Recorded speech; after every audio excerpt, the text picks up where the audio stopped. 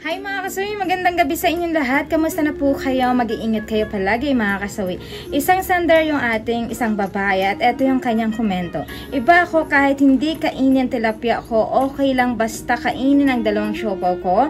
Nasasarapan ako habang nakapasok ang kanyang talong pera lang po. So yan mga kasawi, ang ating sender ay isang babae. So sabi ko nga sa inyo, iba't iba yung mga kagustuhan ng isang babae. So yun nga yung ating mentor ay isang babae na sabi niya mas nasasarapan siya kapag hinahawakan ang kanyang siopaw at pinaglalaruan tabay nakapasok ang lato-lato sa kanyang kuweba. So yun po yung kanyang kahinaan.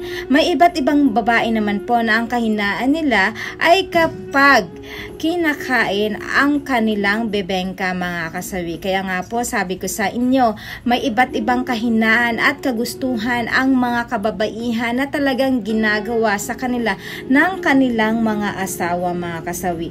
Pero kadalasan kasi sa mga kababaihan talaga ang ginagawa ng mga lalaki sa kanila para mas nasasarapan ay unang-una talaga mga kasawi ay mas gustong-gusto nila na kinakain ang kanilang mga bebengka. Ang pangalawa na lang mga kasawi ay ang kanilang mga siopaw.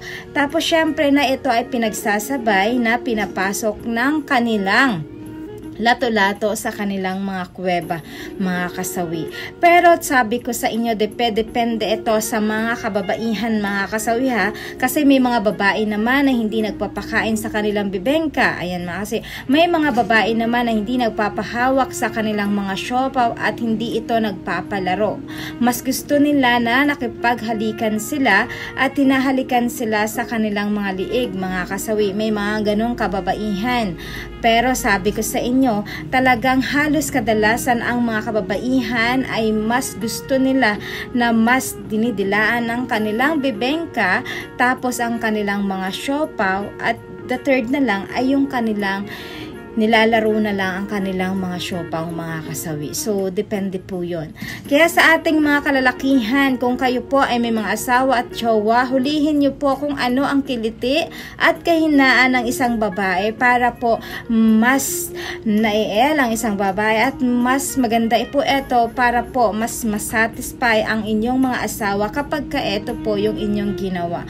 Kasi kadalasan naman kasi sa mga kababaihan, kapag nahuli nyo ang kanilang kahinaan at ang kanilang kiliti, alam nyo ba, masasabi ko sa inyo, eto yung paulit-ulit na papagagawin sa inyo mga kasawi dahil dyan sila, yan yung porte nila na mas nasasarapan sila, mas nasasatisfy sila kapag ka ito yung ginawa. Natumbok mo ang kahinaan ng inyong mga misis or jowa, sabi ko sa inyo 100% na ito yung paulit-ulit na pagagawin sa'yo dahil dito nila mas 100% na naabot ang rurok ng kasarapan dahil sa nahuli mo ang kanyang kahinaan mga kasawi.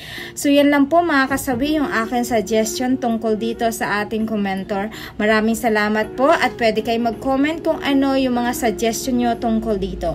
Maraming salamat mga kasawi sa patuloy na pagsuporta nyo sa akin sa walang sawang pag-share at pag-comment. Sa mga hindi pa po nakapag-subscribe, pwede na kayo mag-subscribe, pwede na rin kayo mag-follow para updated kayo sa topic ko araw-araw. Magandang gabi mga kasawi. Mahal kayo ng inyong advisor.